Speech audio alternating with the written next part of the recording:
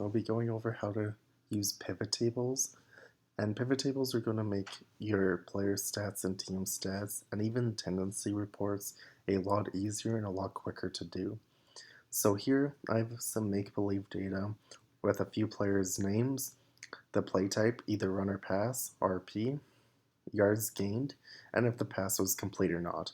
And for complete, I use a 0-1 dummy for 0 incomplete and 1 complete, and that's going to make the total percentages for completion percentage a lot easier to do rather than doing yes or no or things of that nature. So for pivot tables, my data here goes from A1 all the way until D31. So if I click anywhere in here and then go up to Insert, Pivot Table, and then select a table arrange, here you can see it's sheet 1, which is what my sheet is called on the bottom left corner, A1 to D31, which is exactly what my data set consisted of. And then I want to place my pivot table on a new worksheet, which is just going to open up a new tab on this Excel workbook. So, okay. And here I have pretty much absolutely nothing of value right now. So I'm just going to click on everything on these pivot table fields. I don't know what they'll do off the get-go, so I'll just click on all of them and kind of see what they do. So here we have pass run, count of player, which makes 0 sense, sum of yards gained, okay, that makes sense, and sum of complete. That doesn't mean too much other than there's 8 completions, but I want to know what their completion percentage is more than just how many completed passes they have. And as you can see down here, we can see that the values are the columns, the rows are the play type, and that's the PR here, and then all the values are here. Well, I don't want to do it like this. I want my player stats to be sorted out by run and pass. So I'm going to take this count of player, and I'm just going to click it and move it over to rows. And by doing that, it goes from count of player to player. And now instead of just having count of player and a value here, now it breaks down run and pass by who the target was on the pass and who the ball carrier was on the run play. Now this is a lot more intuitive for player stats and tendency reports for a coach than just a sum or count of player. Now sum of yards gained, that's fine. That's just the total yards they gained doing the different things. Sum of complete. Okay, that's kind of useful for me, but not too much. I want to make that the average of complete. Because I used 1-0 for complete, by taking the average, that's going to give me the completion percent. So I'm going to go to sum of complete, right click on it, and then click on the little I, and go to average, and hit OK. And now you can see that I now have decimal points here instead of it being the sum. Well, I want it to be percentages. So I'm going to highlight all of these, go over to home, and underneath this general, click on the percent. And now I have a nice clean completion percentage here. If I click outside of the pivot table like I just did, this entire thing disappears. Well, I want that back because I'm not done with my pivot table. So I'm just going to click in my pivot table and it magically reappears. So this is pretty cool so far, but I'm not quite done. I want to know how many carries and how many targets each player had. So to do so, I am going to go up to play type, right click on it, and add value here. And now I have count of play types. But because it's way over to the right, I want this close to where the sum of the yards gained were. So I get an idea of the touches and the yards a lot easier rather than having this completion percentage in the middle. So I'm going to click on the value here, and I'm just going to drag it up until it goes all the way up to the top, like so. And now I have the count of plays, which is how many touches they got, the sum of the yards they gained, and the completion percent.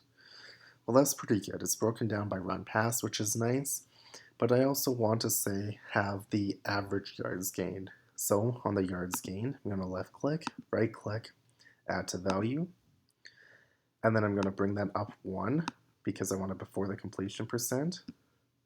And then on this, I'm going to click on the little I, and I'm going to go to average and hit OK. I know this is way too many decimals for me, so I'm going to highlight all the values here, come up to general, and I can move my decimals left or right here. So if I go with the little arrow going to the left, it's going to give me a lot of arrows. I don't really care to the 1/trillionth of a yard. I don't even really necessarily care to the 1/1000th of a yard. So I'll just go to that. And just like that, I'm able to have a nice average yards gained, number of touches, total yards, and the completion percentage when targeted.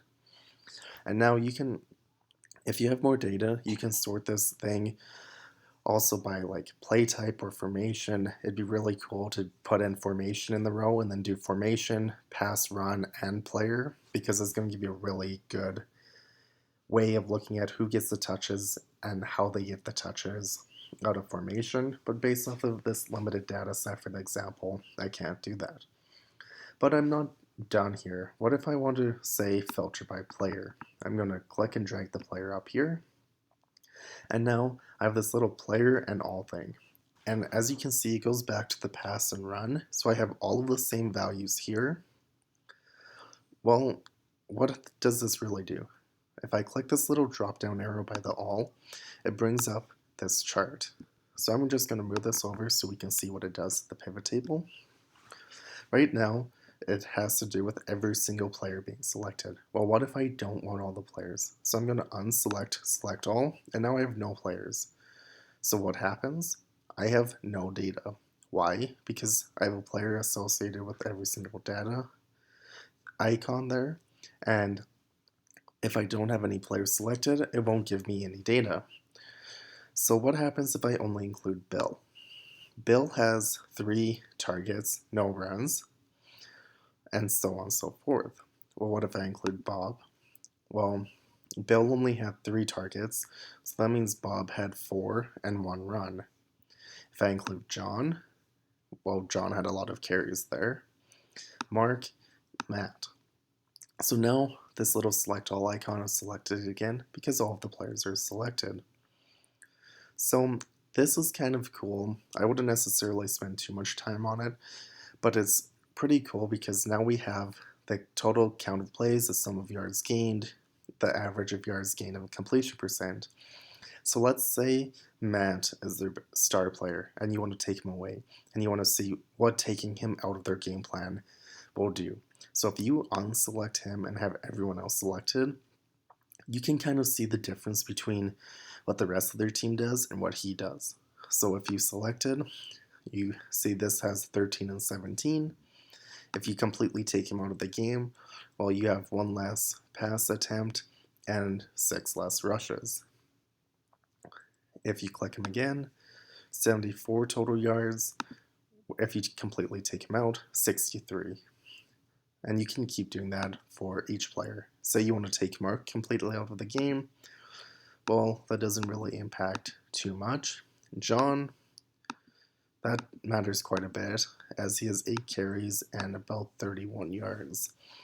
So maybe you want to completely take John out of the game, and to show your players what a big impact he has, you can just select and unselect, unselect and select. So you can filter off player.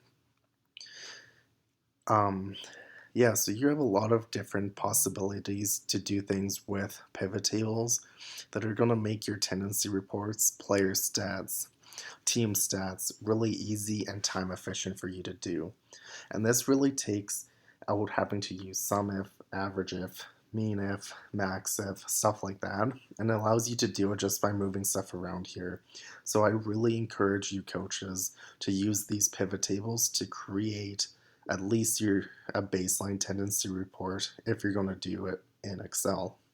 So that's all I have on pivot tables. Thanks for watching.